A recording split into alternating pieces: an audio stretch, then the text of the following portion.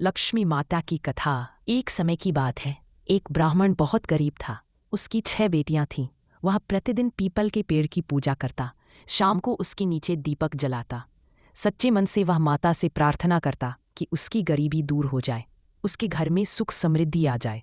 कुछ समय बाद लक्ष्मी माता एक छोटी बच्ची के रूप में उसके सामने प्रकट हुई। यह बच्ची बार बार ब्राह्मण को दिखाई देती थी। ब्राह्मण सोच में पड़ गया। उसके मन में चिंता थी कि पहले से ही 6 बेटियां हैं, उनका पालन पोषण बड़ी कठिनाई से हो रहा है। ऐसे में एक और बच्ची का लालन पालन कैसे होगा।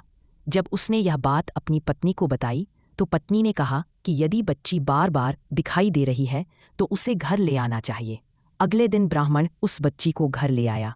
उसकी पत्नी ने बड़े स्नेह से इसकी देखभाल शुरू कर दी। कुछ दिनों बाद बच्ची ने चंदन की चौकी पर स्नान की इच्छा प्रकट की। घर में पहले से चौकी नहीं थी। तभी घर में चमत्कारिक रूप से एक चंदन की चौकी प्रकट हुई।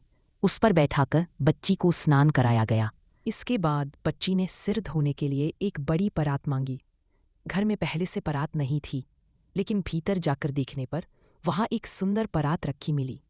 जब बच्ची ने उस परात में सिर धोया तो उसमें से सोना, चांदी, हीरे मोती और धन की वर्षा होने लगी।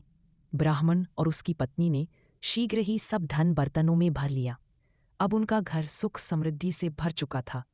कुछ समय बाद वह बच्ची स्वयं बताने लगी कि वह साधारण बच्ची नहीं है, वह स्वयं लक्ष्मी माता है। माता ने कहा कि वह कभी इस घर जाती है, कभी उस घर जाती है। उस दिन वह ब्राह्मण के घर आई थी।